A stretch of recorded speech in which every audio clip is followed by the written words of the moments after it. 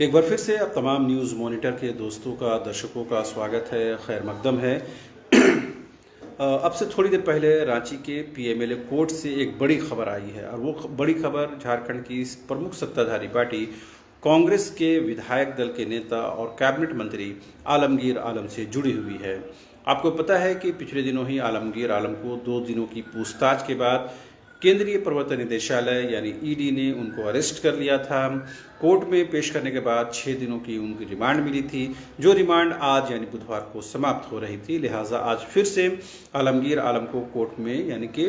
PMLA court में पेश किया गया और वहां से कोर्ट की तरफ से फिर 5 दिनों की रिमांड मिली है। यानी ये 5 दिनों की रिमांड अतिरिक्त रिमांड है यानी पहले 6 दिनों की रिमांड और अब 5 दिनों की रिमांड मिली है। अब कहीं न कहीं अब 5 दिनों तक फिर से जो है ईडी जो है केंद्रीय माफ करें जो विधायक दल के नेता हैं उनसे पूछताछ होगी और जो भी इस मामले में जो तफ्तीश चल रही है उस मामले में सवाल जवाब होंगे। आपको बता दें कि 6 मई को जो आलमगीर आलम के जो पीएस हैं यानी आप्त सचिव रहे हैं संजीव लाल, जो इन दिनों खुद भी ईडी की गिरफ्त में हैं, उनके नौकर जहांगीर आलम के घर से करीबन 32 करोड़ रुपए नकद बरामद हुए थे, कैश बरामदगी हुई थी। ये खबर आपने देखी थी, उन तस्वीरों को भी आपने देखा था।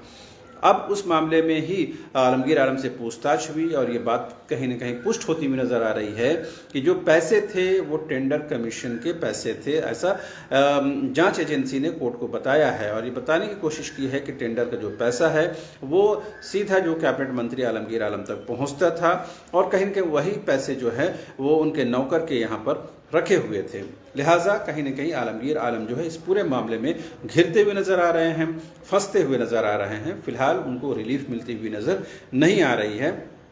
और अब जो है 5 दिनों की और रिमांड मिली है। अब देखना होगा कि और 5 दिनों में क्या कुछ पूछताछ होती है, क्योंकि 6 दिनों की पूछताछ के बाद कहीं न कहीं ईडी इस बात को लेकर मुतमईन है कि जिस जांच की जो डायरेक्शन तय किया गया था वो डायरेक्शन सही डायरेक्शन है और कहीं न कहीं जो टेंडर कमीशन का जो पैसा है वो कहीं न कहीं उनके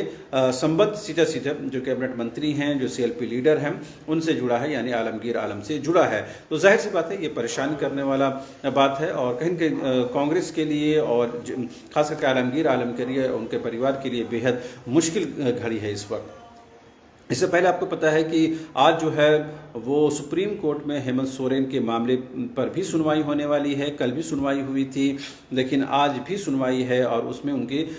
जो बेल है यानी कि जमानत पर है उस मामले में सुनवाई हो रही है। ईडी के अधिवक्ताओं ने इसका विरोध किया है, लिहाजा आज इसमें सुनवाई होगी। देखना दिलचस्प होगा कि क्या सुप्रीम कोर्ट से हेमंत सोरेन को राहत मिलती है या नहीं मिलती है। एक तरफ तो हेमंत सोरेन को राहत नहीं मिल रही है, दूसरी तरफ जो रिमांड की अवधि है उनके जो कैबिनेट मंत्री की रही है वो बढ़ा दी गई है। तो कहीं ना कहीं चंपई सोरेन सरकार इन दिनों बेहद मुश्किल दौर से गुजर रही है। इस बीच में झारखंड में तीसरा जो चरण है, छठा चरण जो है वो कल यानी कि 25 को होने जा रहा है, जिसमें कल जो है वो प्रचार प्रसार का आखिरी दिन रहेगा। आज प्रियंका गांधी आ रही हैं, तेजस्वी सूर्या आए हुए हैं। तो लगातार इन चुनावी गहमा गहमी के बीच में जो 2 बड़े नेता हैं, एक तो हेमंत सोरेन वो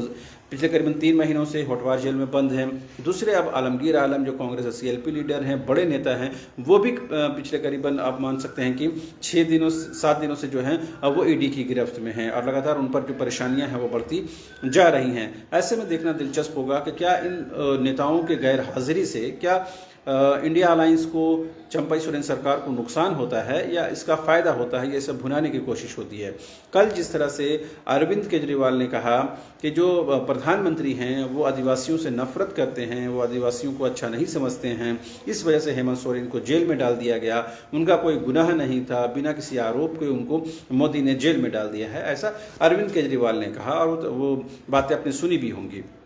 तो जाहिर सी बात है कहीं कहीं आरोप प्रत्यारोप के बीच में, इन मुश्किलात के बीच में लोकसभा चुनाव जो है अपनी रफ्तार से चल रही है। देखना होगा कि 4 जून को जो मैंडेट आता है, क्या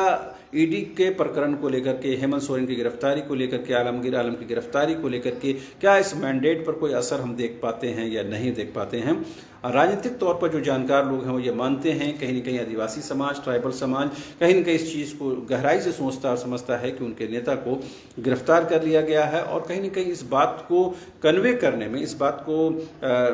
का नरेशन